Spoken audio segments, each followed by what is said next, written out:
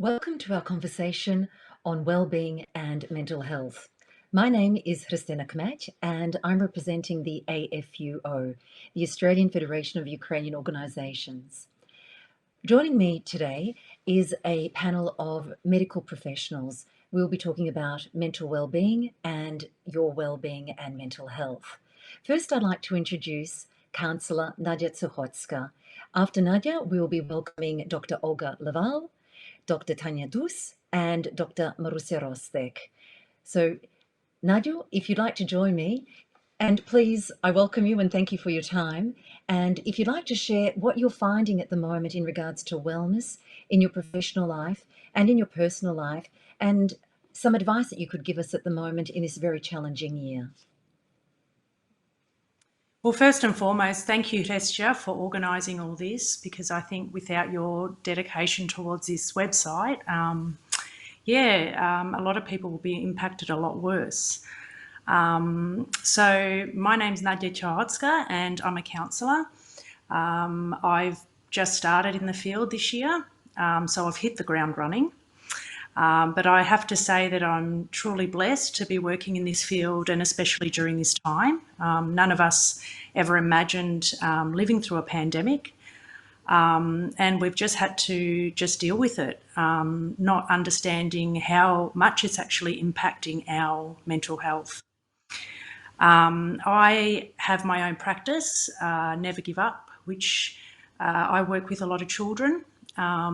This year has been extremely hard for them. They have been isolated. Children have lost connection, anxiety, depression, addictions, and it's really impacted them this year.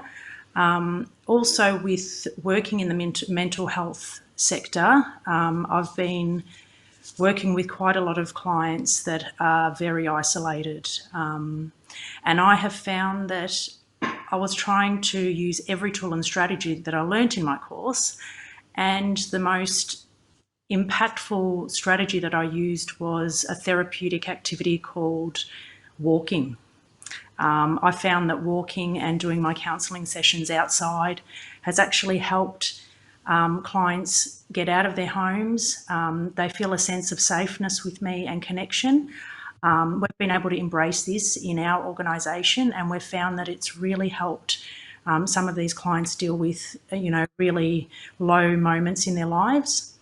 There's been a lot of suicide. There's been a lot of addictions. There's been increased anxiety, and it's just been really, really difficult to watch. I also work for Lifeline once a week, and the calls that we get there have been extremely impacting. And the sense of connection, I think I have to say, has been just such an urgency right now. And even talking with Restia in the Surwa meetings as well, just realising how much we need to just connect with people in our community. Because the social isolation is causing so much, depression, which has been really, really hard.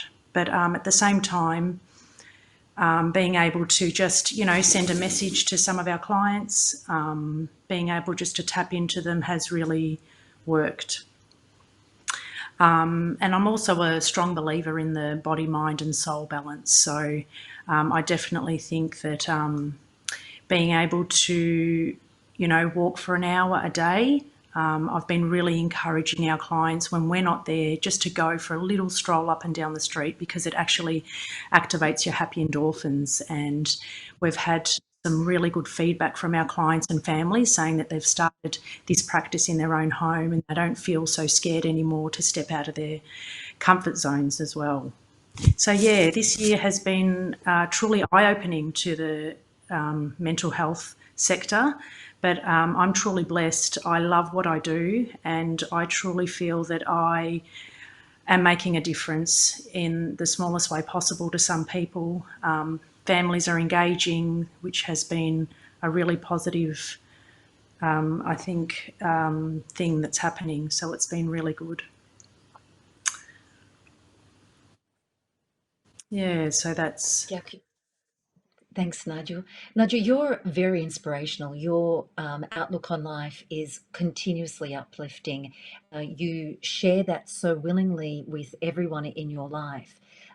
Is there anything that you would just like to share? Perhaps you talked about going out, going walking, and connecting. Is there anything else that you could perhaps share with the Australian Ukrainian community, how we could reach out to one another? Any suggestions, any ideas that you'd have? Yeah, well, I was trying to just engage with my clients on a daily basis because a lot of my clients are really isolated. They are on their own, they have no connection, they've got no family.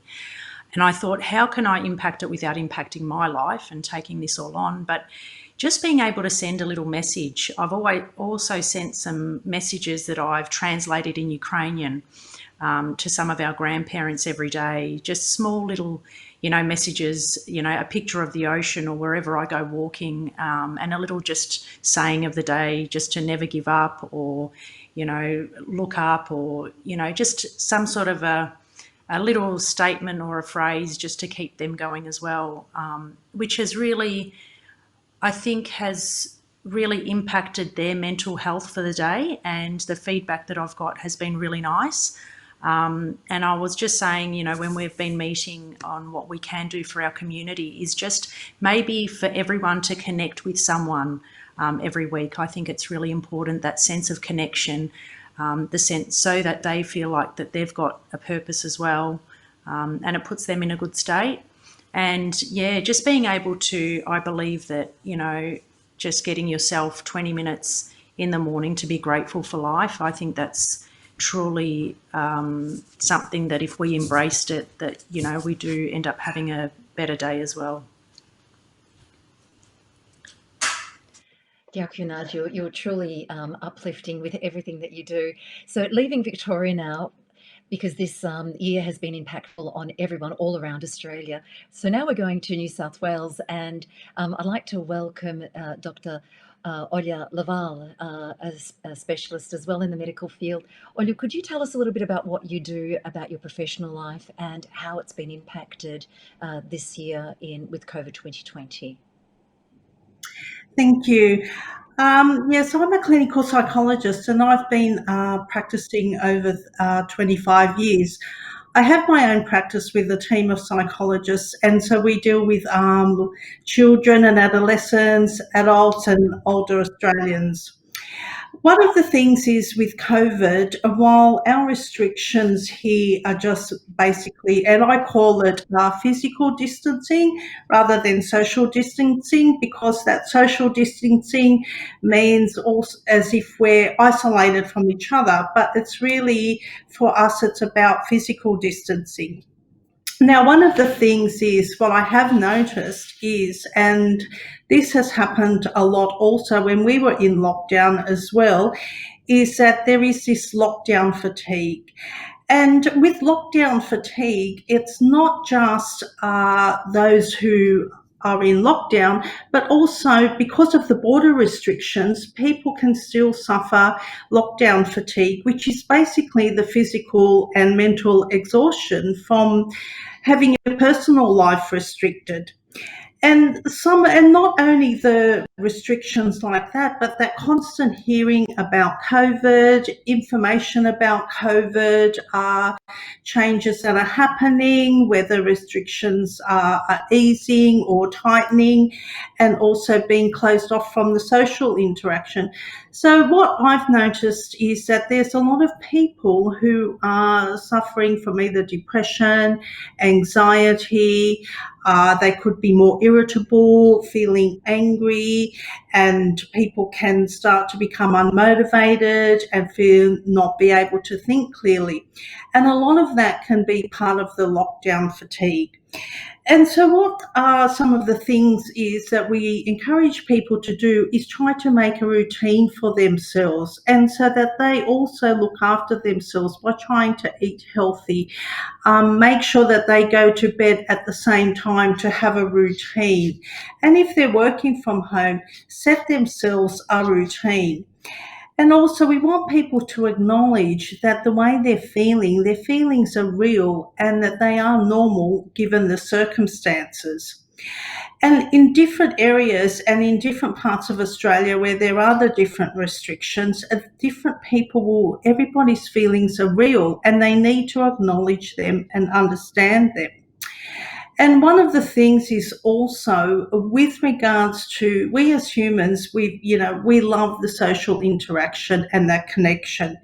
And with restrictions, we need to, if we are in lockdown or we need to self isolate, it's really important that we use technology to be able to talk to people. And if we can't, and for people who don't, maybe it's even a matter of having a chat to people who are their neighbours, having a chat to them or passers by, keeping the physical distancing, but also being able to have a chat to just anybody to keep that connection going. And it's also a time where, it could be that we start looking at things to try and, get back to the things that we used to enjoy. That can be hard, but we just want to be able to slowly get back to those things that we're allowed to do. And it's important that we do go out and exercise and even go for that walk and to get out in that fresh air when we can. But one of the things is it's really important that if you are suffering or anybody is finding it really hard, that they do go and get professional help. And recently it has been announced that under mental health care plans that the Medicare rebates for 10 sessions have now extended to 20 sessions for everybody. And so that means that people can go out, see their GP, and if they're eligible, be able to go and seek professional help with getting a Medicare rebate through having a mental health care plan. Olu Diakyo, thank you very much for all of your great advice and also tying it all in together, what we can do with Medicare in Australia here as well. Thank you for sharing your advice and for always being contactable. I'd also like to welcome from Sydney psychiatrist Dr. Tanya Dus. Tanya, thank you very much for your time, for sharing your expertise with us. If you too could also just give us some pointers in regards to mental health, good, positive mental health, how we can take all of these wonderful ideas into our lives and what you're seeing in the professional field at the moment. Yeah, well, I'll start by saying I'm a psychiatrist of nearly 30 years' experience.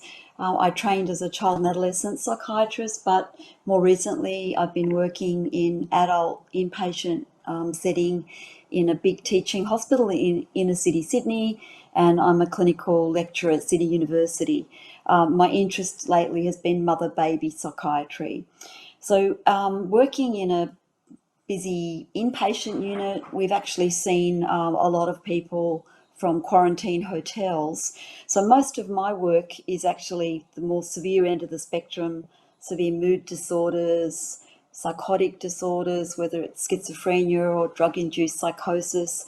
And yet the most common mental health disorder in the community we know is anxiety disorder, which, people often think is a trifle disorder, but in its many forms, it's quite a significant problem, and one we're seeing a big rise of, in terms of incidence and severity during COVID. So this pandemic is new for all of us, like, professionals and individuals and families. It's, we're all saying it's, the first time we've experienced anything like this, and people have compared it to previous pandemics, like the flu, earlier in the, in the previous century. And I think what we're working it out as we go. And every state and every Ukrainian community particularly is experiencing it differently. So we know that Melbourne has been doing it the hardest. So I'm actually going to talk a little bit more about those in isolation and what people in the community can do. And this may not apply so much to other communities. So having grown up in the Ukrainian community, I'm familiar with Ukrainian communities, not just in Sydney, but through my involvement with Plust and Ukrainian school and dancing groups, pretty much travelled to most of the Ukrainian communities, and I've got ongoing connections with people interstate. And so I do know, the experience in each of the states is quite variable. But one of the strengths of the Ukrainian community, and it's been evident since the Ukrainians arrived here, mostly from the 1950s, is that strong sense of community through a shared identity. And it's what got our parents and our grandparents through the whole trauma of migration and resettling and reinventing themselves in far-flung countries. And it's both a plus and a minus, because we often hear people say, well, the BBC, Baba Babi Skazala. But times like this, I think we really have to focus on what that sense of connectedness can do. So all the literature across all the mental health disorders shows the importance of that community connection. And we really should be using it now. And I think reaching out to the most vulnerable, probably I'm talking about older Ukrainians, and ones who are living on their own. So across the generations, we know that young people are doing it hard, and yet they are able to connect digitally with their friends, through schools, through universities. And you look at the other extreme of the age group, of Ukrainians, and that is people like my mum who, if they have a mobile phone, they're doing pretty well, but they're not seeking any information on the internet, and they're really relying on friends and family for information.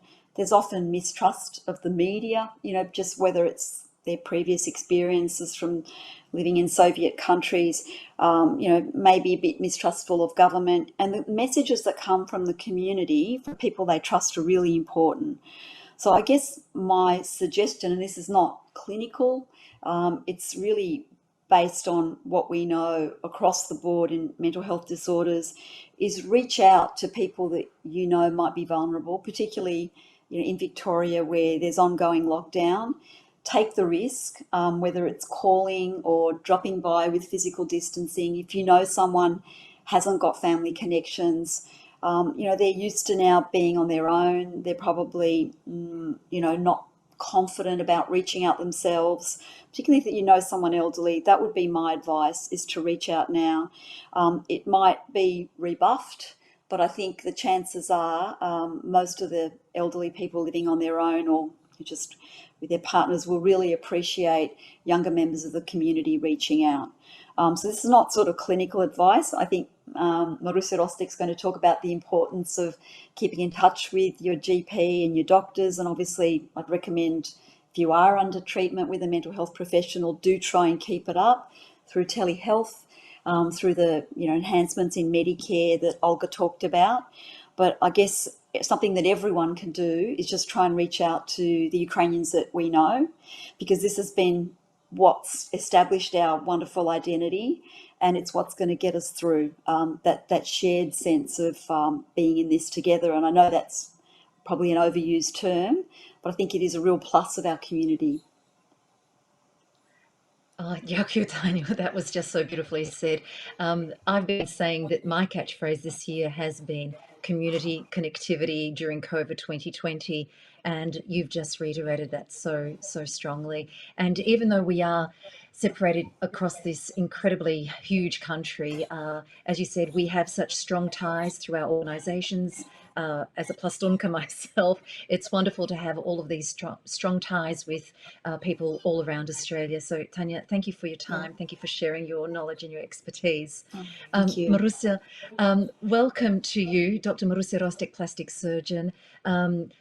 Please share, how can we reach out? How can we stay connected? Besides going for a walk together in our 5-kilometre parameters that we can do here in Melbourne, we have such strong lockdown issues at the moment, which we're hoping to be eased progressively by the state government. Of course, our restrictions are so totally different to what other states are experiencing. But if you could just give us some advice on mental health and general wellbeing that you're seeing at the moment through your work. Okay, thank you. Thank you so much for organising this as well, and for SOA for its initiative to try and get the community together on all sorts of different levels, from visual arts to mental health illnesses and websites and things. So well done. I think that's really good. And thank you for the other amazing women who've spoken today.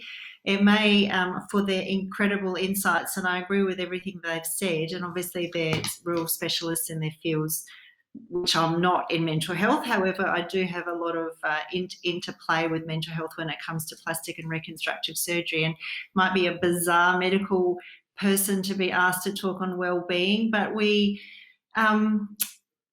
other than just mental health, there's a lot to do with physical health for people as well. And what I find with plastic surgery is a lot of people are very concerned about their appearance and their place in the community. So part of this is the very poignant isolation that people are having during this time. There's a lot of concerns about social media use as well, even though it's the most amazing thing that exists for all of us to stay connected in this time. It also has its downplays, especially in the adolescent and younger adult phase of people who are on social media all the time. And we've sort of, in plastic surgery, have seen a very large rise of people coming to seek cosmetic opinions regarding their appearance on Zoom or social platforms, which in itself is a big concern. So if there are people listening to this thing, to our discussion tonight, that have got teenagers or younger children, it may be a really good time to sit down and talk to them about the importance of face-to-face connection when it comes around to being able to be had. And the importance of maybe downplaying your appearances on social media. Having said that about social media, there's also just the basic physical aspects of our normal existence. So although mental health is extremely important, we also have to look after these amazing bodies that we've been given. And walking obviously is part of it, and regular exercise is part of it. But please don't forget that with anything with our physical bodies, it's really important to pick anything early that's wrong up early. So having a connection with your general practitioners. I know in Victoria a lot of people are just terrified of leaving their homes, and a lot of visits to the general practitioner have dropped off quite remarkably. We know from our statistics in Victoria, which may be similar to other parts in Australia, is that the presentation of people with early cancers is much lower than it would be at this equivalent part of the years compared to other years, compared to this year. For myself, who deals a lot with skin cancer and breast reconstruction, Breast Screen Victoria is very concerned that far less women are going for breast screening than have in previous years, and probably because of the concern of catching COVID when they go. The same thing applies across the board for people who require regular colonoscopes or gastroscopies, prostate examinations, skin checks. All of those cancers that potentially can appear are much better to be picked up early. And please don't forget to always go and get your routine checks at this particular point in time. And that even applies for things like diabetes and hypertension, any medical concern that people have. Please don't delay. Telehealth is amazing. If you're concerned about leaving your home or concerned about getting COVID, always make an appointment to discuss your issues on the phone with a telehealth consultation. This is equally as good with GPs as it is with many, many specialists. There obviously are things we can't do via telehealth. However, we can certainly take your history, and we can maybe see a little bit, if it's possible, over a screen, and then we can certainly direct people to either come far earlier or allay their anxieties if they've got anxieties and the history doesn't suggest that it's a problem, or actually direct them to go and get correct treatment for things which are the start of something concerning. So that would sort of be my main directive for this particular point in time.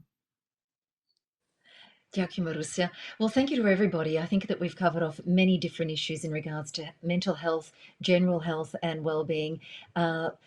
Coincidentally, ladies, you're all experts in your fields, and you have so much to offer and also to share with the Australian Ukrainian community. So on behalf of the AFUO, thank you very much for your time to share your experience and your advice with this panel. Дякую.